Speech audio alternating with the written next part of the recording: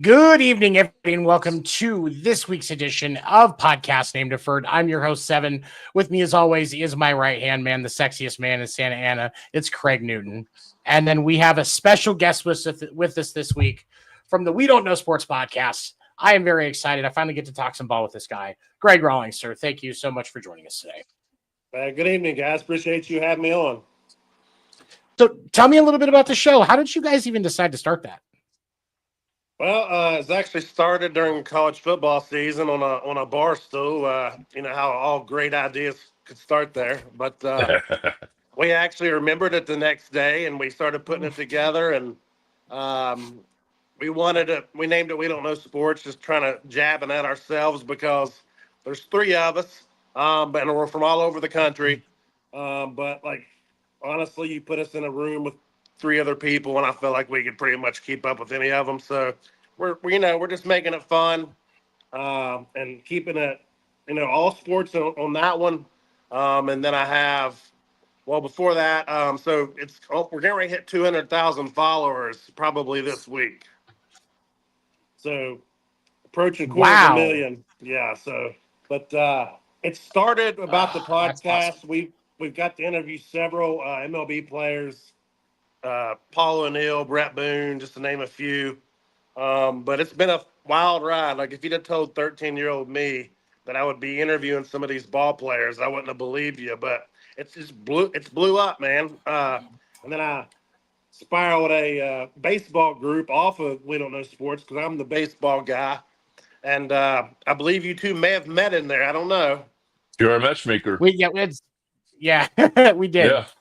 But it's America's pastime, the love for baseball. It's kind of a spinoff from the group or from the page. We Don't Know Sports, but then I run that one. I started that one solely myself, and then I started getting players in there, like Brett Boone and the people we'd interviewed.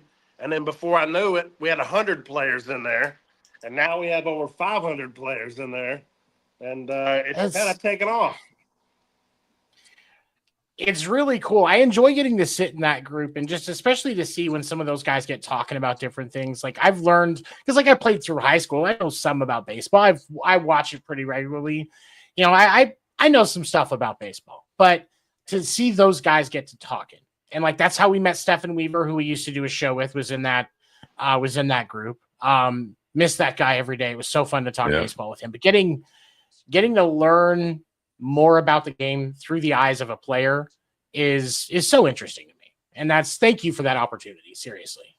I mean, that's been the funnest part for me, is getting to hear the experiences we wouldn't have otherwise been able to hear through the interviews, and also, on the page when they comment, like even whether you like him or not, Kurt Schilling's pretty vocal in there. So, I mean, that's a big name. I mean, you've got big names in there. There's 5 Hall of Famers in there now.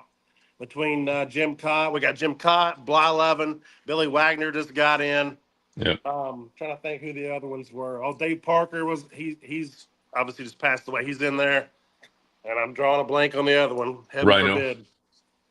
but you get the idea. So we got 500 players, several all-stars, and several of them has signed for the group. And I do a giveaway in that group about every Thursday, just giving away free autographs to fans all over the country, just trying to get the engagement back into the game, give back, kind of more than we get type of thing. But I've had a blast.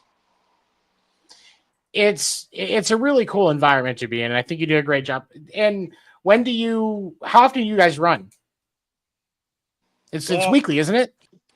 The We Don't Know Sports podcast, we've kind of been off and on here in the last 6 months.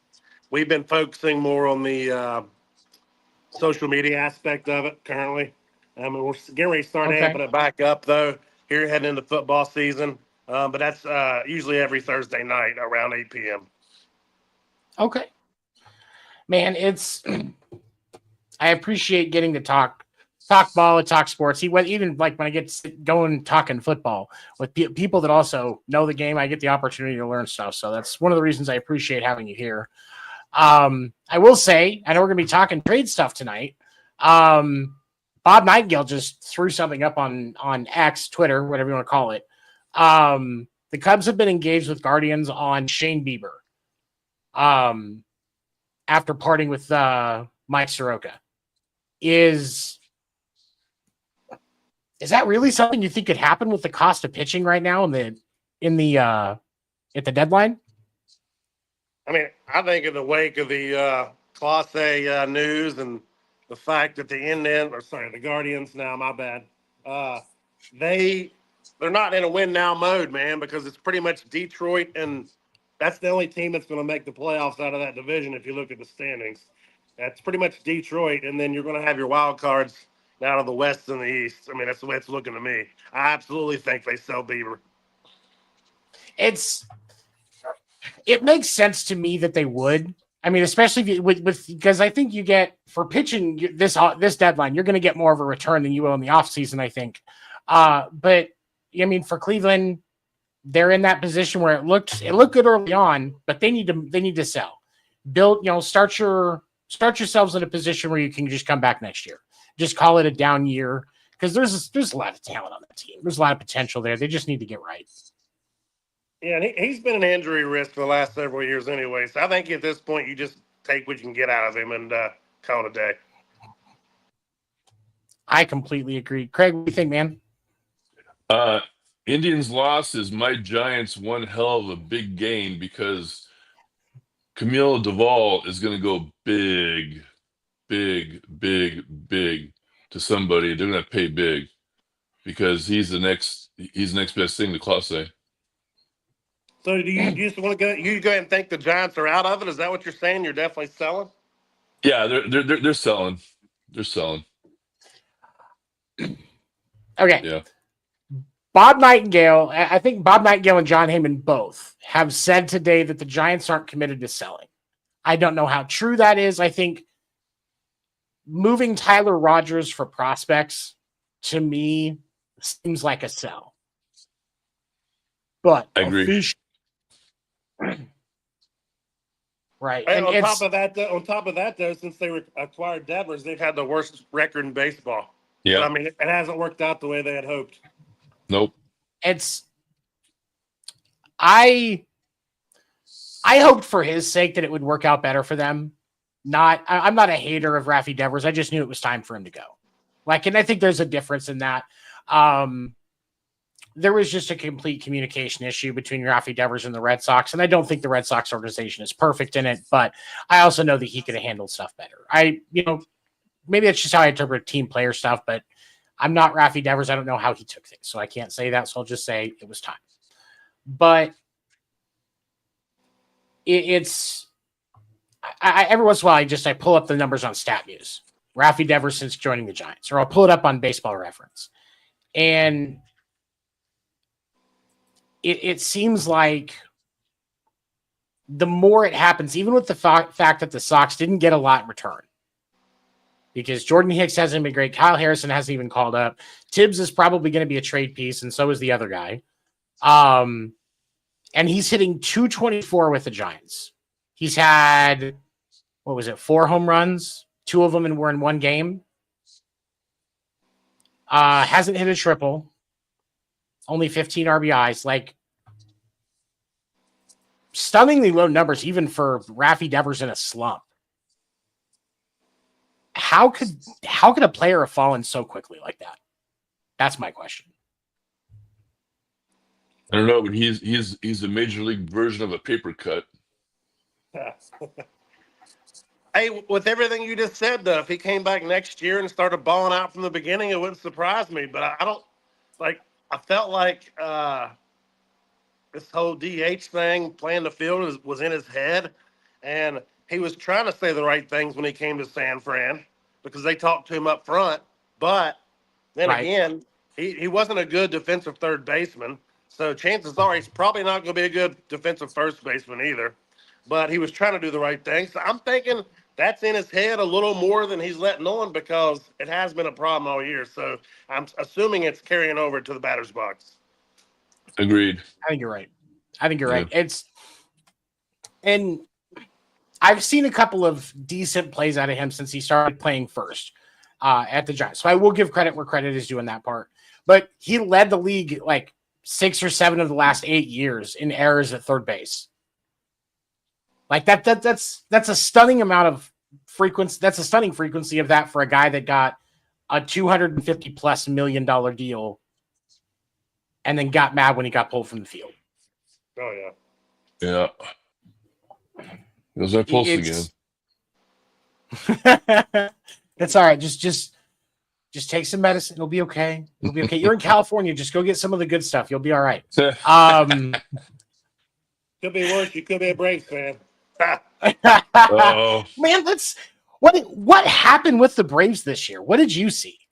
Well, so let's go back to the spring training days when they're probably 1 to 1B on betting odds, 1A to 1B to the Dodgers for Vegas betting odds for the World Series, with the anticipation of Acuna coming back, Strider coming back.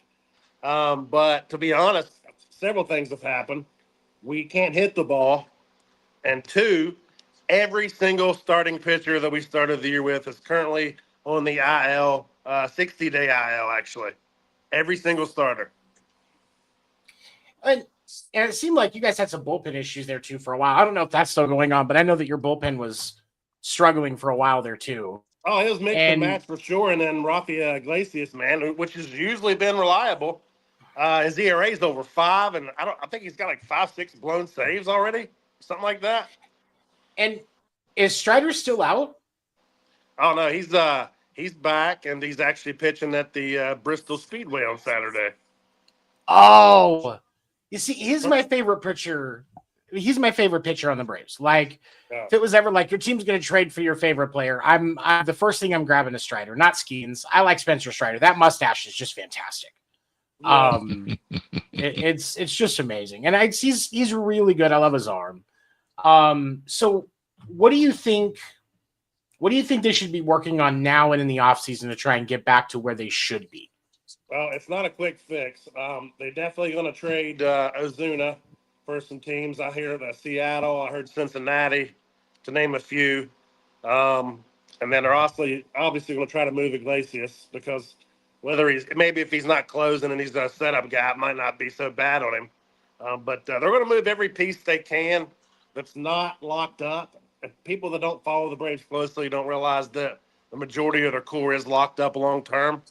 But that we need a shortstop. That's why we drafted 3 straight shortstops this year in the beginning of the draft, which never happens because you always go pitching. But we did 2 college shortstops and a high school shortstop, which tells me 2 things. That's 2 guys you can rush if you have to, college level guys. And that's probably going to be your next shortstop. And I think Ozzie Albies is out the door as well in the next year or 2. But we need to trade one of our catchers, Sean Murphy, preferably because he makes more money, for some bullpen depth or another starter because Drake Baldwin, our rookie, he's actually batting about 290 and his OPS is around 840. So, I mean, he's doing pretty well. Oh, wow. The best plate discipline I've seen coming out of a rookie that I can remember. Like, he don't swing at pitches out of the zone. That's good to hear. I haven't had a chance to watch the Braves as much this year as I wanted to. I keep getting distracted with other stuff. And also, I just every once in a while I miss Mookie Betts. So even as much as I despise the Dodgers, I have to go watch Mookie every once in a while just to watch. I was I I was on a podcast about 6 weeks ago, 4 to 6 weeks ago, and I said that because of the fact that Chris Sale next year is technically a player. Next year's a player option, or it's next year's a club option on his contract. Last year it's club option. It wouldn't be crazy to see Chris Sale get traded at the deadline for somebody that was looking for something a little bit in that period, like Detroit, just lost Jackson Joby to get TJ. Sale through that time frame covers that loss. Looking at it now, you think that's another piece that could get moved? See, I'm pretty sure they extended Sale a couple more years. I'm 90% sure, but I don't think that Sale gets moved regardless this deadline. I'm pretty sure they locked him up with another 2-year deal, because I know they extended him past his original Red Sox deal. That's what I'm saying. Yeah, I know that they did. I knew that he had gotten some kind of an extension, but I thought, where's it at? There it is. Got to let Sport Track get lots of information there. No, it's next year as a club option. That's it. That's all he's got. It. Yep. So I think really what they did was they gave him a pay raise for the 1 year and then added another year on top of it. That's a club option. Yeah. So they restructured the 2 years then, money wise too. Pretty much. I got you. But yeah, so that could happen. But then again, if you're really thinking you can win now next year, do you really trade a potential, ace to the top of your rotation? Like, I would love to have Strider and him next year in the playoffs. Oh yeah, that's a dynamite 1-2. That's the thing. Right. But then again, you get a right deal, in front of AA. You'd be stupid not to at least talk about it. At least see what's out there. Yeah, and that's the thing is he's gonna, if you throw the right deal in front of him that catches his eye, he's gonna, I wonder. But his ego gets in the way of him sometimes, from what I've seen, and like that, that can be your downfall, especially for an executive. Looking at, let's see, we got anything else pop up? Nope. Okay. So we'll start with some of the other ones. I know that we saw yesterday, Sir Anthony Dominguez was traded from Baltimore to Toronto for Jerron Watts-Brown. Between the doubleheader, they had to just basically walk across. We just saw that a couple of years ago with the Vasquez trade. Is Toronto able to make a deep run this year with something like that, adding a guy like him in there? I think Toronto's not done. I think that's just one piece. I think the run that they went on, and they're about 5 games up now on the Yanks, I think Toronto could be a player to get another bat and maybe another. I think Toronto is all in at this point. I really do. Because, I think there's nobody in the AL that stands out to me that's like, oh, they're the dominant force like the Dodgers are in the National League. So I think with Toronto, you just signed Vladdy to that big contract to be your face. Let's go make some noise in October. I like it. I agree with you. I don't think they're done, but we look at the way that the projections that everybody had, or that a lot of like media outlets and other personalities, I guess we'll say, had about the Jays going into the season. Like, even a lot of Jays fans weren't very optimistic about this year. But obviously they started a little slower, if I recall correctly. I think they at one point for a couple of days, they were actually bottom of the American League East earlier this year, but they've, kept it going and got back and are back in that point. Like, is there a point where this, midnight happens for Cinderella, or is this something where we see them in the ALCS? I think they're there to stay. They're doing all this without their big free agent signing. You got to remember Anthony Santander is out for the year, I believe, and he was supposed to be their big bat coming from Baltimore. But and then you got to understand too, Bichette's came back and had a decent year. He was completely down last year. And then there's a young kid named Addison Barger who can play third base and outfield, left-handed bat. The kid absolutely mashes, which is he looks good. Them get over that Santander injury. But I like him. I like him a lot. I mean, if they wouldn't hold on to the East, which I think they will, I think they're one of the top 2 wild cards. Absolutely. I don't foresee, even as a Sox fan, I don't foresee New York or Boston making a run to unseat them at this point. I think New York and Boston are going to go back and forth for that second spot in the division, and might try to be that first wild card slot. But I think right now the division is theirs to lose. Well, do we have a timeline yet for Judge? I haven't seen anything, and I'll say based on some of the stuff that I've seen, I wouldn't be surprised if they're trying to find another outfield right now, and he's going to be just a DH for the rest of the year, and he gets Tommy John in the offseason. Yeah. I think that's where he's going based on, because they said it was that flexor strain that if you don't rest it, it's going to turn into, that UCL damage. You have to get that repaired. And then obviously you're doing Tommy John. So if they lose him for a year, Cashman and Boone are on the unemployment line. Yeah.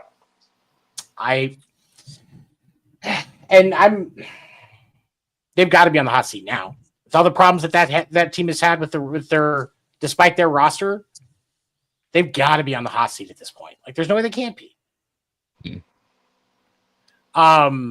We did, what was one of the other ones? Oh, let's check. Okay, nothing from Twitter. What do we got next? Yankees, we just talking about this. Yankees got Austin Slater from the White Sox for Gage Zeal. There's no way that he fills enough of that gap to the loss of Judge, does he? That's not the piece. Yeah, that's not he does well against the Dodgers. If you look at his statistics, he's like 9 for 30, few home runs for them. So you have that if you have to face the Dodgers in the World Series again, but they've got to get, I would say, at least one more pitcher, and they've got to get another outfielder, I would think. Third base, they got to get Suarez for third. That's got to happen.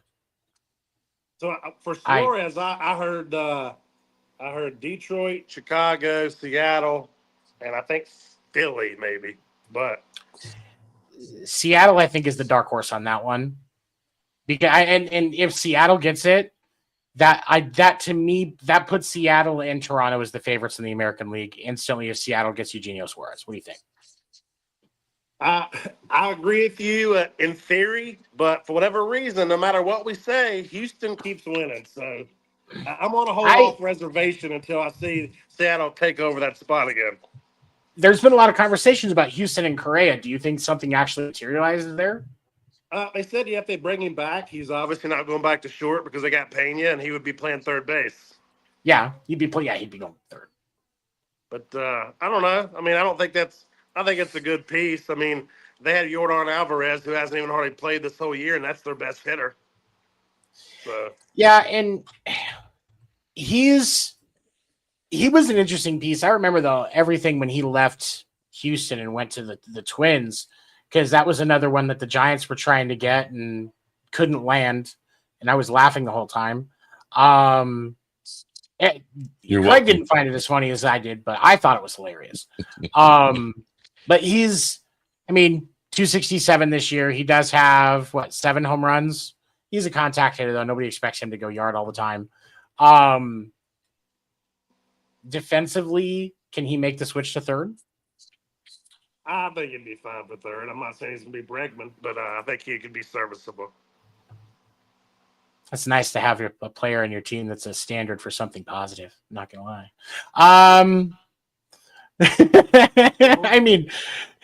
It's kind of nice. And I really hope that Boston extends him, because that's just insane. We just had one drop. The Detroit Tigers are getting Rafael Montero from Atlanta for minor league infielder Jim Jarvis. Atlanta's sell-off has begun.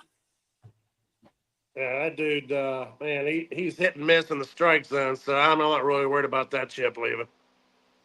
That's kind of why I want to get rid of Jordan Hicks, because he can throw, but he reminds me, from a league of their own. Was it Marla Hooch had so much gas he could throw but couldn't hit the strike zone to save her life?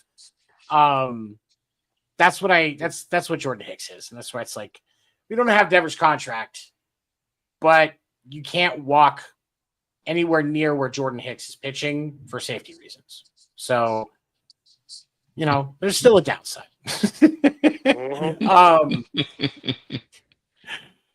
Let's see what else.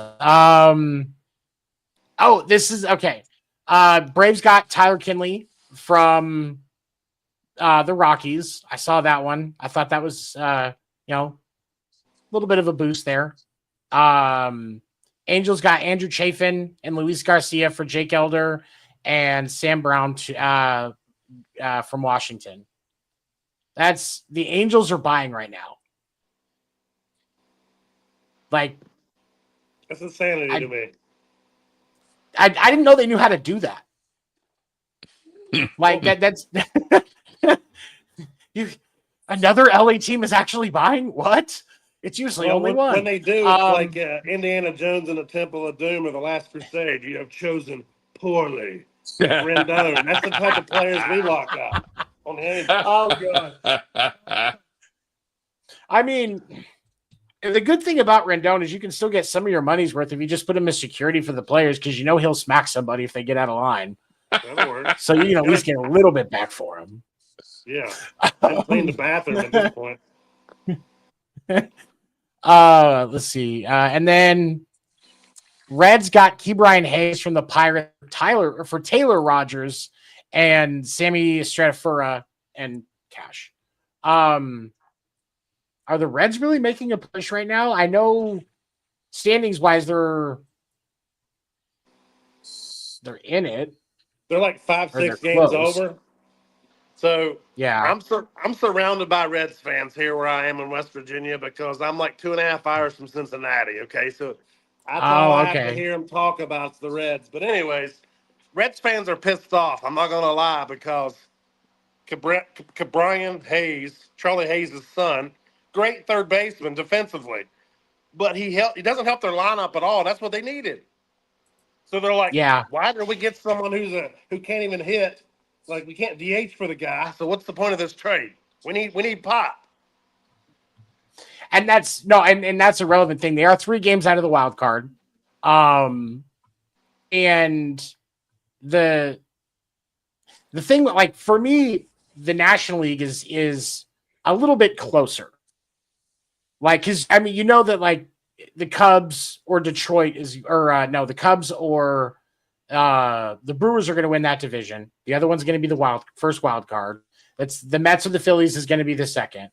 And then you've got what? The Padres or the Reds, maybe the Giants if they could make the right pieces. Like, I was going to say that is I feel like the 6 teams that are in there now are the 6 teams we're going to see, obviously barring a huge blockbuster that we're not predicting right now. But I don't think the Reds or the Giants catch the Padres. I just don't.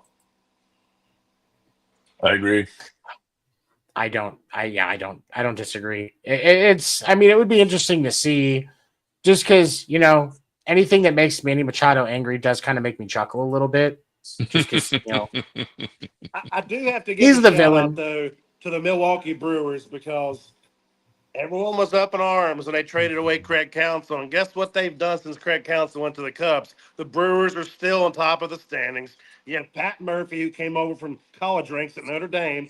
He's running it like a college program in Milwaukee, and they're winning. They're ahead of the Cubs. So bravo to that. Come on, man. Yeah. It's honestly, I think they're getting, I agree, man. I think they're getting more out of it than, because that was that initial shock, man. Oh, yeah. I thought baseball Twitter was going to explode when that happened. But, the Cubs haven't been a slouch this year either. Like, earlier this year, they were the best team in baseball for a while. I'm interested to see what else, what they do. I haven't seen anything as crazy from them as far as trades are concerned yet, but I'm sure that something is coming. I think they're not scared to spin, so they'll be in the mix for the right piece. And that's what I like about the Cubs. One of the older teams, they throw down money. good thing for the history of baseball is when the Cubs are doing well. At least, Yep. The league seems to be better. It's like them when the Yankees are in the mix. It's interesting. There's just certain teams love them or hate them. Baseball's better when they're involved. So, especially in October. Yeah, especially in October. Yeah, Mets got Tyler Rogers from the Giants for Jose Buto, Drew Gilbert, and Blade Tidwell.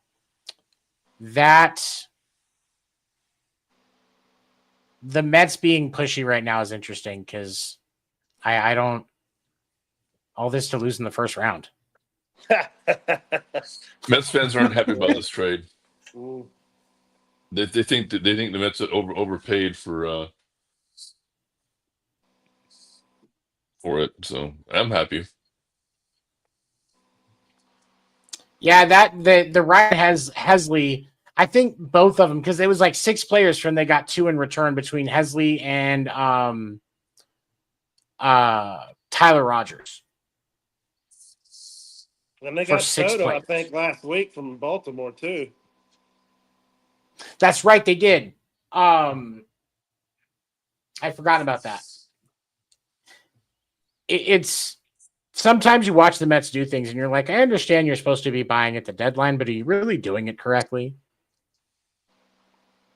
Like, just impulse buy after impulse buy. Like, what are you doing, guys? Looks like Greg's having some issues. No worries. How do you feel about the return? How do you feel about the return for Tyler Rogers? I'm happy with it. I'm really happy with it. I mean, the Giants aren't done obviously because Duvall's going to be going, right? And how many are they need for him? I mean, back to the player truck up because it's going to be a lot of players going for Duvall because he's the only one left that's after Classe A that is legit could put a team over into the playoffs in the World Series. Kenley Jensen. It said that the I saw something earlier. I think it was Nightingale said that the Angels might move Kenley Jensen to fill out some other needs that they have. So that's another piece that could be in the mix. But I think I think Duvall still goes for more. Yeah, Duvall still goes for more. He's what, late 20s? Yeah. And then with Brian Hesley, are the Mets actually doing things that are going to make a difference? I guess that's my question. I mean, I like the moves, honestly. I like getting I like getting him from St. Louis. I mean, Diaz is going to be there in the 9th and maybe putting him in you're just shorting the game, man. I mean, I thought that was the Mets' number one problem coming into the season for me on paper as a Braves fan was like, man, I don't know if that rotation is going to stand up for 162. It don't look that good on paper. Now, you've had guys overachieve so far, but anything you can do to tighten that bull or that strengthen the game, to get to your bullpen, I like it. So they've definitely needed more reliable pieces in their bullpen. So I'm not surprised that they made these moves. I'm just not surprised. I just wonder if it's going to be enough because Soto's been really streaky this year. And it's like the offense on that team lives and dies by Soto sometimes. You've got, Polar Bear and some of those other guys there, but it still seems for some reason that this year it's been kind of so Soto's impact has made an impact on their success. So can you rely on Soto? I'm going to go ahead and say it. Even if the Mets win the East, man, I mean, we know how the Phillies, and this pains me to say it, the Phillies are a different animal when October hits. So their rotation is much crazier than the Mets in October. And Philly could run the table in the National League if you want to be serious about it because they're battle tested. I mean, they're core players. They don't shy away from October. They embrace it.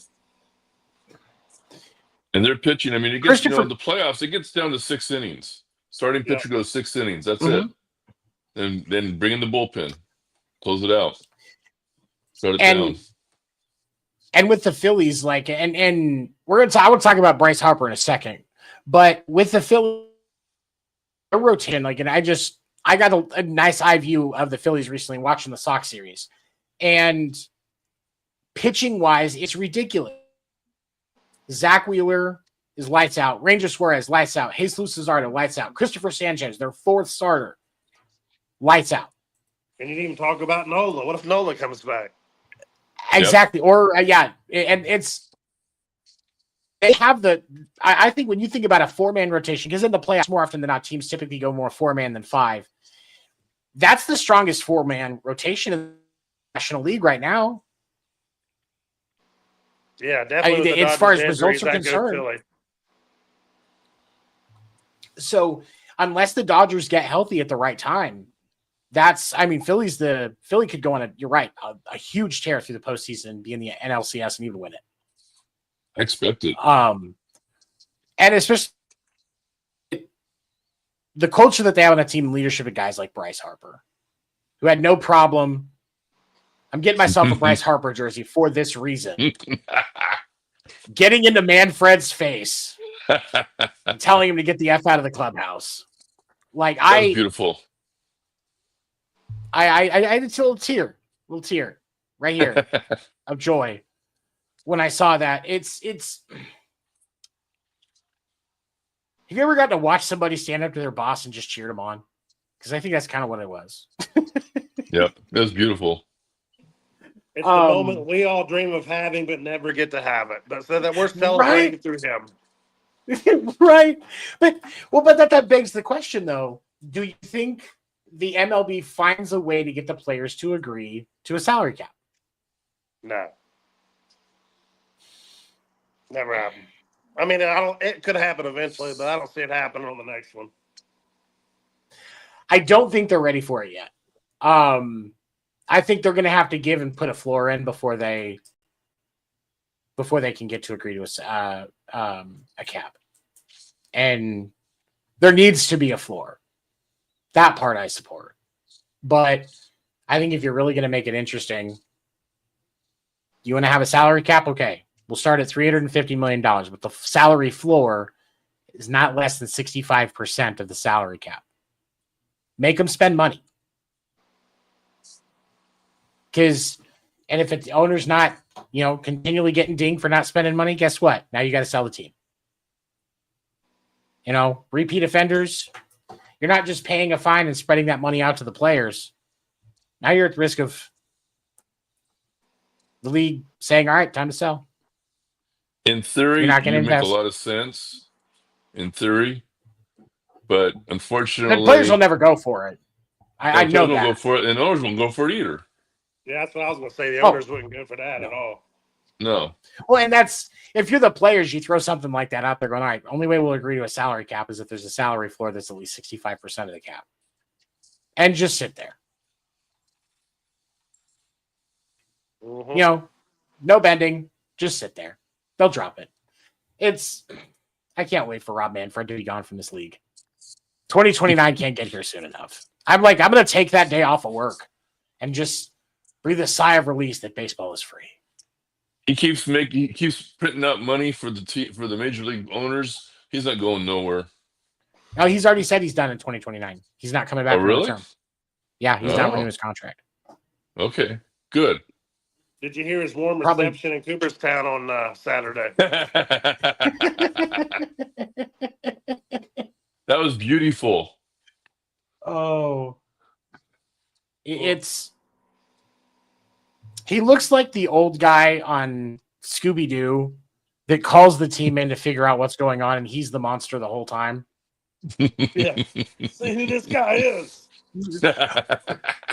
Old man Manfred, what are you doing? It was old man Manfred all along. Oh, that's great. I'm glad I'm not the only one who sees that. Okay, what do we get now? The Reds, aggressive at the trade deadline, acquire Tampa Bay Rays starter Zach Littell. Or Littell. I can't remember how to say his last name. That's a good move. I like that move. Yeah. That's good for them. I mean, that Yeah, I definitely like puts that. it to where they can contend, especially because it's probably going to be the Padres that you have to be better than, Right. and I have zero belief in the Padres. Zero belief in the Padres. Me too.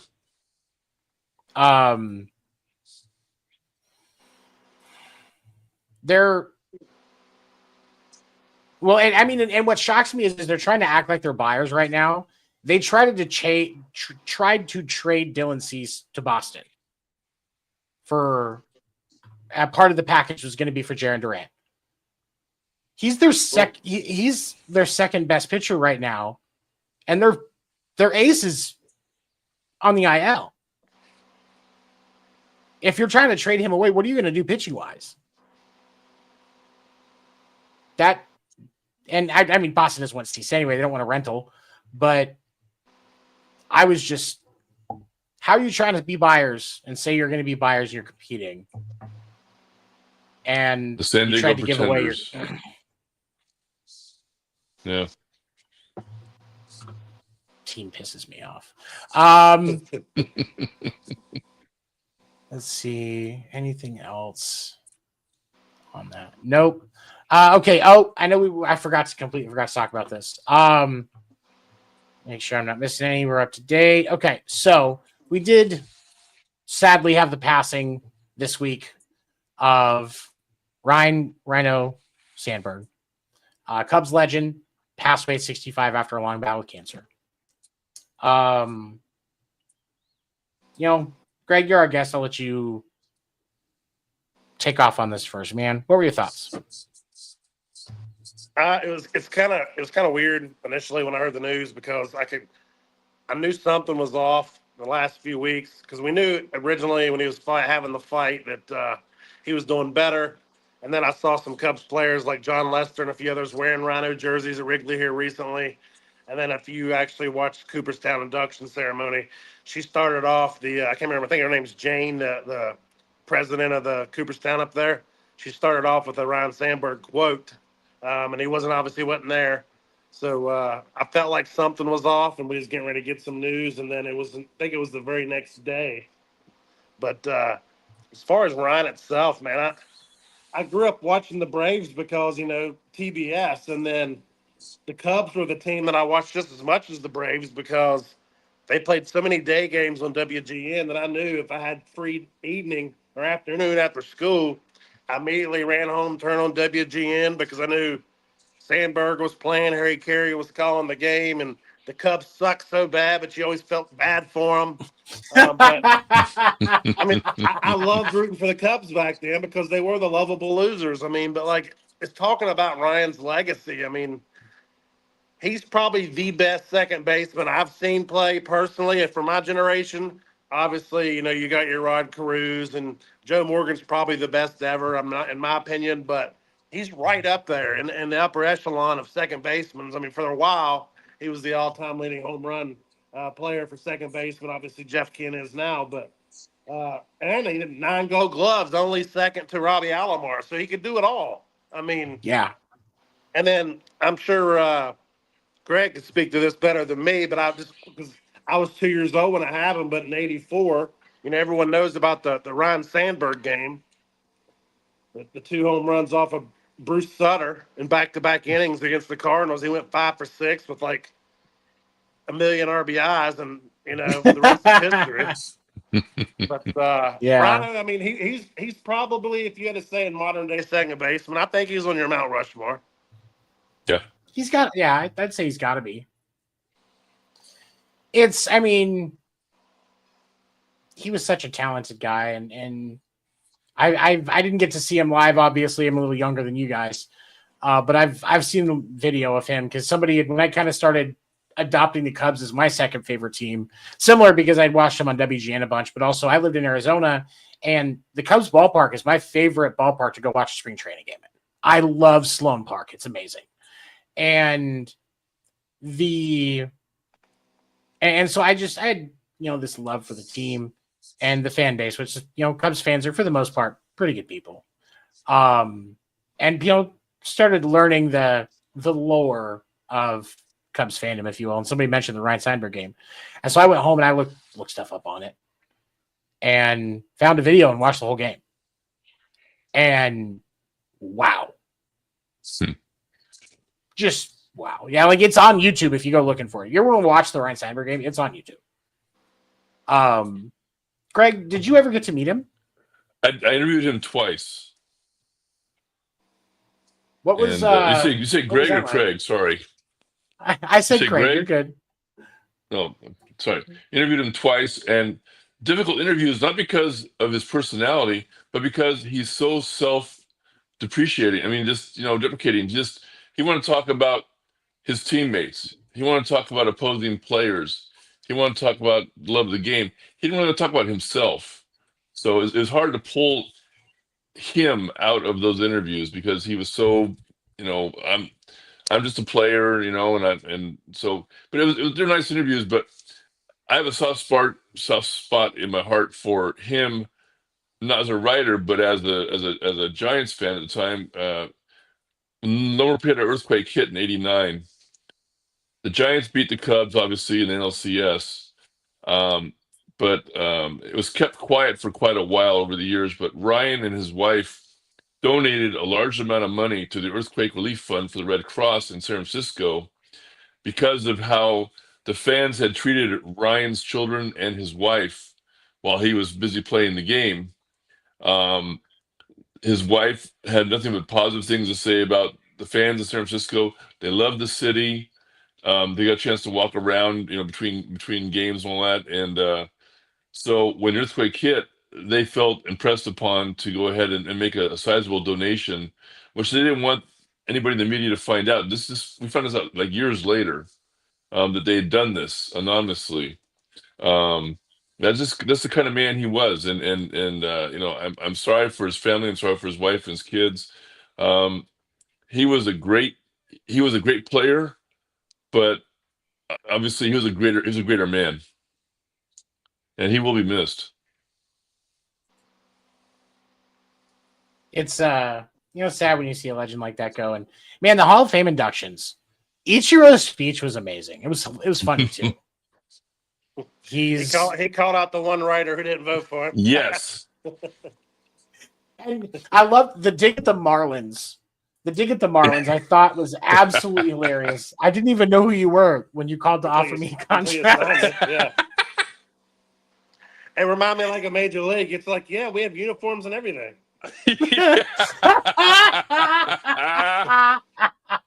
Well done, Greg. Well done. Yes. No, it was great. And then David Parker's son, the poem that he wrote, that he read from David Parker, that was great. I enjoyed it. And I hope I'm worried that next year is going to be one of those years where we don't have anybody going in because there's nobody in the new class that's worth a first ballot. Nope. And out of the returning members, were they actually going to vote Manny in? I think Beltran definitely gets in, and maybe Andrew. Yeah, Beltran, that one makes sense. It's about time. He was like high 60s last year, I think. Yeah. And Andrew, go ahead. Don't forget, is it not next year that the Golden Era Committee meets, and they will be discussing Bonds and Clemens and Josh Gibson and Joe Jackson. Yeah, well, Joe Jackson would be with so Pete Rose. I mean, wait. Yeah, Pete Rose also. No, you're right. Sorry. No, Pete Rose is going to wait. No, which one is it?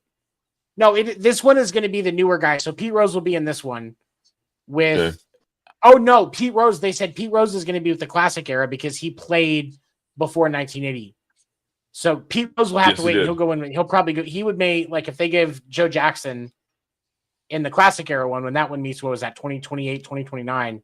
That's when he can go in. But this one is when you're going to see a lot of the steroid era guys like Clemens, Bonds, stuff like that. Yeah. Greg, do you think any of those guys actually get in? I think eventually. I think like as some of the older writers quit covering as much, and you have a different group voting. Like, I personally don't care who did steroids back then because no one was tested for it. We don't know how many home runs he hit off of pitchers that were juicing. They were clearly the best of their peers at that time. So for me, I mean, Bonds is the best player I've ever seen, best hitter I've ever seen, and it's not even close. He would get one pitch a game, and he would park it into the cove because no one would pitch to the guy, and he knew if he didn't swing, the umpire knew it was the ball because he didn't chase. I think they deserved to be in because they were the best among their peers in a dark time during the game. And let's not forget that we all turned a blind eye during '98, or '96, whatever year it was, with Sammy and McGuire. That was '98, yeah. And then, we turned a blind eye because we was trying to get the game back after the strike, and we knew something was going on, and we were fine cheering then, and now we're going to be Monday morning quarterbacks. The thing that makes me mad is, like you said, everybody knew what was going on. Managers knew what was going on. Craig has been in enough locker rooms. Everybody knew what was going on. And so, we've got managers that got in when their career was built on the steroid era. Bud Selig, his career was made because of the steroid era. We're going to let those guys get in. The guys that actually did the competing, like Bonds, like Sosa, like McGuire, we're not going to give them fair consideration. And I understand people are going to go different ways on Sosa and McGuire for different reasons. I don't care. They still deserve consideration because over half the players in the league are using it. Where do you draw the line, though? Because you had Piazza, Bagwell, David Ortiz, all those guys were all in that dark web of suspicion, and they still got in. I mean, it's crazy to me because, Gary Sheffield is one of the most feared hitters ever, and he's not in. And because that dude get hit, man. Mm-hmm. And he's not even got consideration. It comes down to who had better PR. Right. And he was never Bonds has no PR. Bonds has no PR. I follow Gary Sheffield's son, Gary Sheffield Jr. I follow him on Twitter, and he knows the game too. His takes are usually pretty interesting. And he said that his dad said multiple times he never used steroids, and he said he never saw him use anything he wasn't supposed to. Now, obviously, he was a kid at that point, so it's hard to say what's what. But at the same time, like you said, they weren't testing for anything. They weren't looking for it. They knew it was there. There's no reason we shouldn't be recognizing what Bonds did, what Clemens did, what McGuire did. Sosa had 4 straight years where he hit over 40 home runs a year. He had the season with McGuire. He had another season where he hit 50 or 60. Plus, he had 2 others that were over 40. I think he hit 63 times or something like that, and he never won the home run title any of those seasons. It was insane. He was one of the most consistent home run hitters, but did not get the respect he deserved.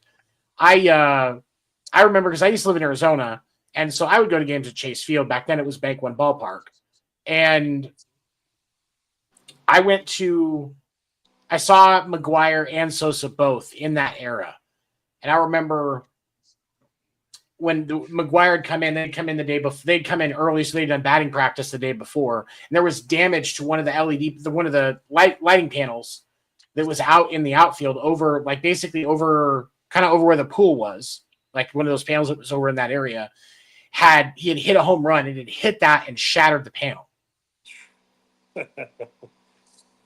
and that's. Realistically, that was easily a 400-footer, and it was going hard enough that it completely destroyed one of those panels.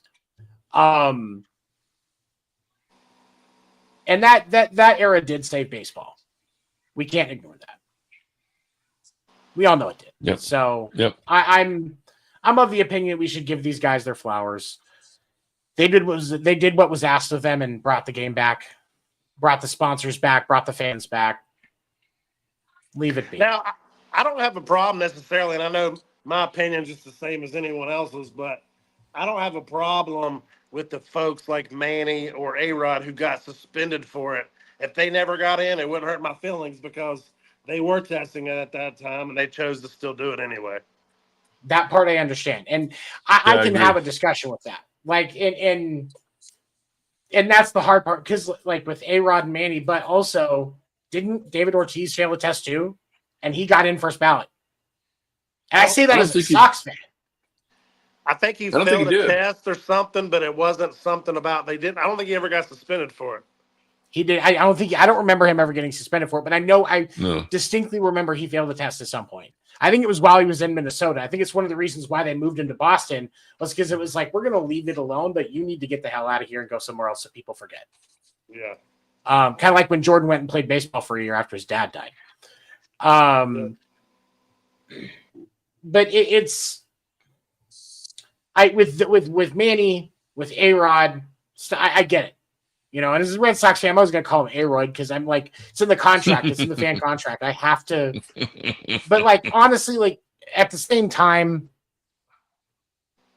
there's always these players, these teams that are just looking for that competitive edge in the game.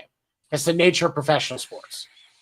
And I'll tolerate something like that before I'll tolerate fucking up sports betting. Like what Classe and Luis Ortiz did.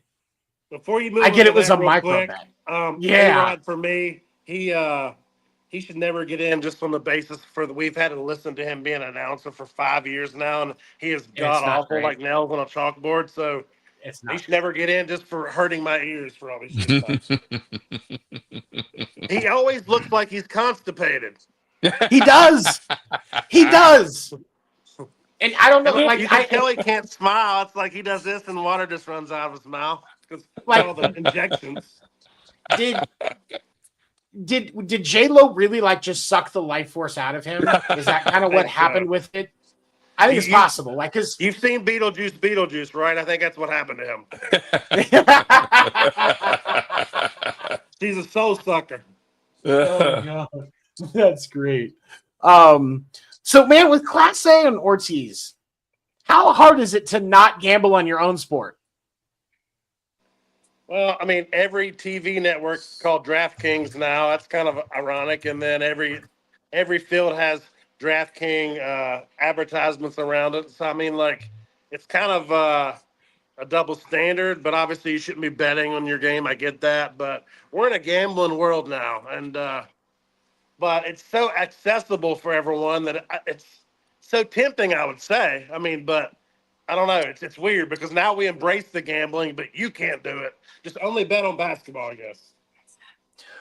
Well, I mean, but like, for me, it's like, you know, if I get to that level, I'm getting my bag, and somebody's like, okay, your jobs are to not kill anybody, don't domestically assault anybody more than 3 or 4 times, and don't gamble on your own sport.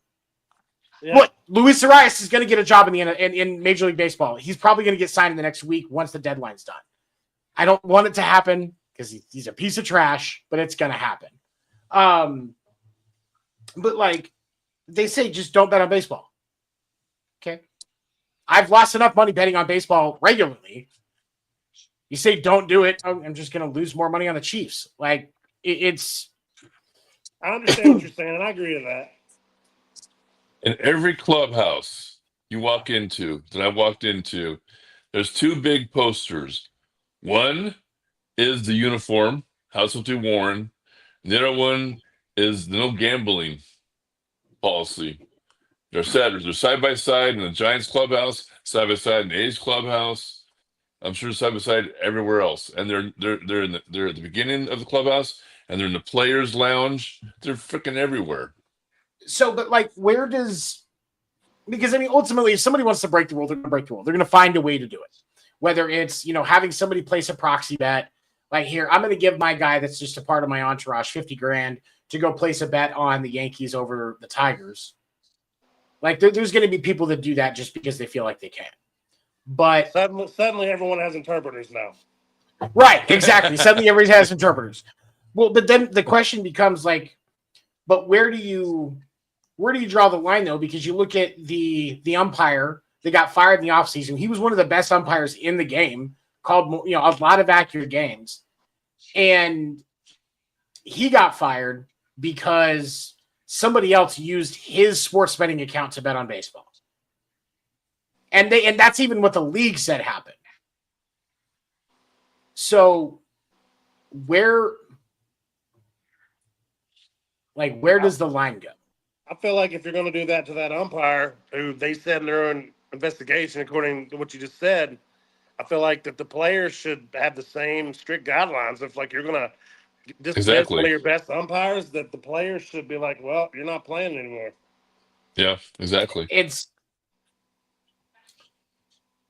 And what's crazy with Ortiz and Classe is they get caught with micro bets. The first pitch strike or first pitch ball. Oh wow! I didn't know that. Yeah, that's what it was. There was like Luis Ortiz. They said there was like 20 something instances where there was far higher than normal betting on the first pitch being a ball, and it wasn't just a ball. It was in the dirt. It was 10 feet outside, hitting the backstop. That sort of thing. Just a bit outside. Yeah, exactly. That's exactly what it was. And so it's like, clearly there's something wrong there. And now you have two players doing it. The Guardian said today in a press, or it was either today or yesterday in a press release, that according to what they were told by investigators, nobody else is on their radar. But man, I kind of wanted to see the Dodgers fail with Classe. Like, I'm frustrated because I've been robbed by that. I've been robbed of that. Like, I wanted. He's definitely done for this year, in your opinion, correct? Yes. Unless he can prove his innocence. I mean, because he was a hot trade candidate. So unless he can prove his innocence, I mean, because I don't think Luis Ortiz is coming back. They grabbed him real quick. Now they're looking at Classe. Like, unless he can prove that he didn't do anything, and there's concrete proof that like this is a setup or something else. Yeah, that'd be hard to do. It's and the clock's ticking as far as time to do it. Before the deadline. Right. Well, and that's the other thing is like, but it's not just about the deadline. Even if the league comes back and is like, all right, there wasn't sufficient evidence to say that he did anything wrong, that his credibility is still shot with fans. Oh, absolutely. Yeah. And he posts something on Twitter, go bet on it, go gamble on it. Go throw that pitch just outside. Oh wow! Everything he does gets critiques from and I mean, because how some people are, everything gets critiqued now because you were in the hot seat once for something that they said you didn't do. Would it be wrong if traded teams because it's where White Sox are trying to give a heart attack? I hate this word. I don't think anybody judges a White Sox fan for jumping ship right now, bro. I think you're good, Damien. I posted this on our page yesterday. When are the circumstances okay that you're allowed to change teams? And the majority agree that a relocation's fine. Like a renaming, like a rebranding of like the A's going. That absolutely, you can change teams. I think, or if like for me, that West Virginia would get a baseball team, which we never will. But then I wouldn't even leave the Braves anyway. But I think I would have enough warrant to maybe cheer for my home team. I don't know. I mean, unless they're distinct rivals, in which case, this is a vow we've taken. You can't just jump ship. Well, no, it's okay. I think it's okay to have a limit though. Like, especially like when it comes to like right now, A's fans, Rockies fans, and White Sox fans. All three of those teams. Like, and even like Pirates fans, you guys should still be hanging on because you at least have a little bit of hope with Paul Skeens there. Maybe they try to build around it. I don't think it's going to happen, but maybe they try to build around it. And an amazing field. I love PNC.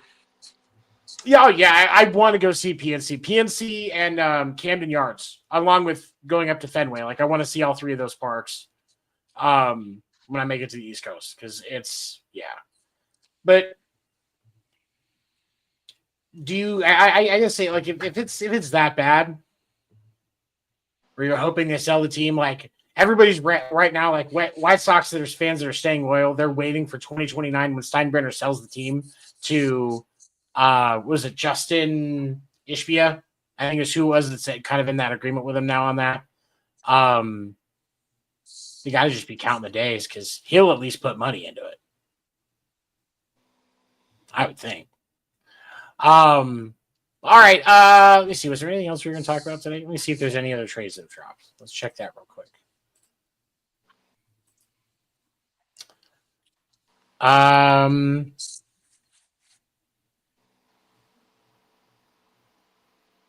Nope. Okay. Nothing else has changed.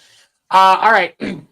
Before we wrap it up, tomorrow I will be live on TikTok from starting at 1 p.m. Eastern until the deadline because I believe it's at 4. Just announce any last minute trades.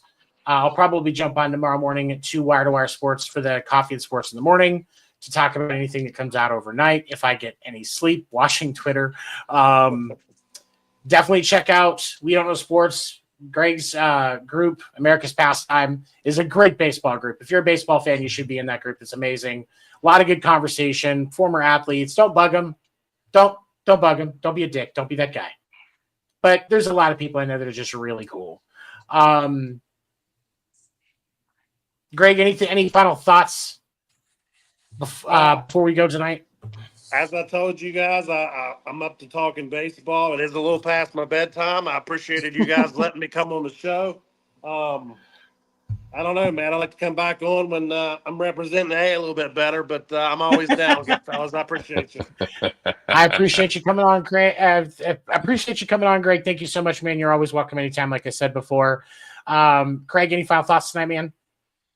It's just a real pleasure to have Greg on. I mean, without him, you and I wouldn't have never met.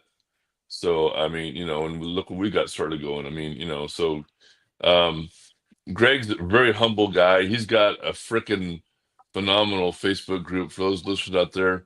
Check it out. It's amazing. Just amazing. It's the best one on Facebook, no bar none. So, and Greg, thanks again for your time, man. Really appreciate it. Hey, guys, anytime. I appreciate you.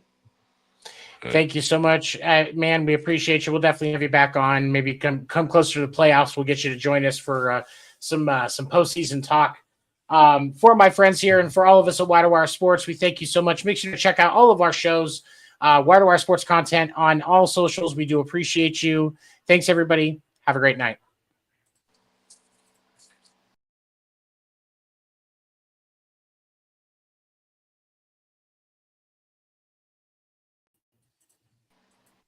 Oh, wait, no.